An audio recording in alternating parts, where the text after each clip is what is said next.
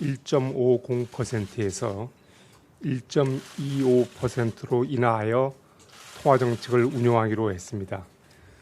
그 배경에 대해서 말씀을 드리겠습니다. 지난달 통화정책 발행 결정 이후에 대외 여건 변화를 보면 먼저 세계 경제의 회복 모멘텀은 여전히 약한 것으로 판단하고 있습니다. 주요 국별로 살펴보면 미국의 경우 1, 4분기 위축되었던 성장세가 다소 회복되는 모습을 보였으나 5월 고용 지표가 크게 부진한 것으로 나타나면서 시장에서는 미 연준의 정책 금리 인상 시기가 예상보다 늦어질 것으로 기대하고 있습니다.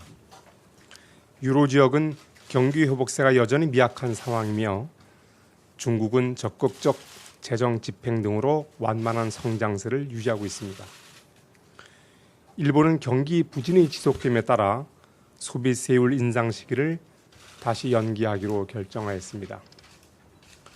국제유가는 공급 과잉 완화 등으로 배럴당 50달러 수준으로 상승하였고 국제금융시장에서는 주요국 환율이 미 연준의 금리 인상에 대한 기대가 변화함에 따라 큰 폭으로 변동하였습니다. 주가는 유가 상승 등에 힘입어서 대체로 상승세를 나타내었습니다. 국내 실물 경제도 뚜렷한 회복세를 보이지 못하고 있습니다. 수출 감소세가 지속되고 소비와 투자 등 내수의 개선 움직임도 약화된 모습입니다. 그리고 경제 주체들의 심리도 부진한 것으로 조사되었습니다.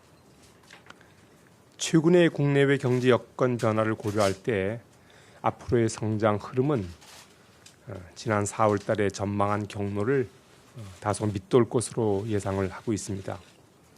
세계 교육 신장률이 그런 둔화세가 더 지속될 것이라는 전망, 그리고 기업 구조 조정 추진 등이 제약 요인으로 작용할 것으로 보입니다. 5월 중 소비자 물가 상승률은 농산물 가격의 상승폭 둔화 등에 따라서 전월의 1.0%에서 0.8%로 낮아졌습니다. 농산물과 석유류를 제외한 근원 인플레이션율도 1.6%로 낮아졌습니다. 앞으로도 소비자 물가는 저유가의 영향과 낮은 수요 압력 등으로 물가 안정 목표 2%를 상당폭 하회하는 낮은 상승률을 이어갈 것으로 전망을 하고 있습니다. 국내 금융시장에서는 지난달 통화정책 발행 결정 이후 금리와 환율 등 주요 가격 변수의 변동성이 확대되었습니다. 장기 시장 금리는 6월 들어서 일부 경제 지표가 부진한 것으로 나타나면서 큰 폭으로 하락하였습니다.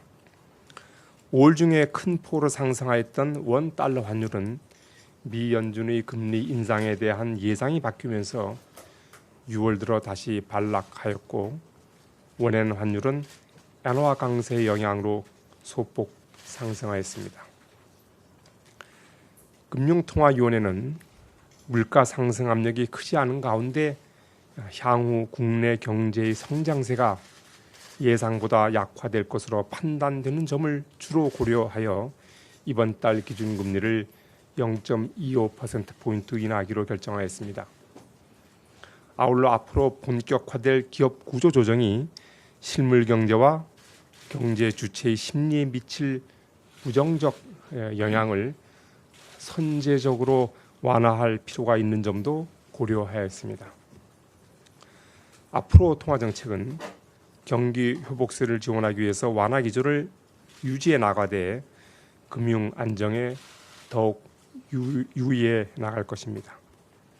이 과정에서 영국의 EU 탈퇴 가능성, 미 연준의 통화정책 방향, 자본 유출의 동향, 기업 구조 조정의 진행 상황, 그리고 가계 부채 증가세 등을 면밀히 점검해 나갈 것입니다. 오늘 한국은행 기준금리를 0.25%포인트 인하하기로 한 금통위의 결정은 전원 일치였습니다.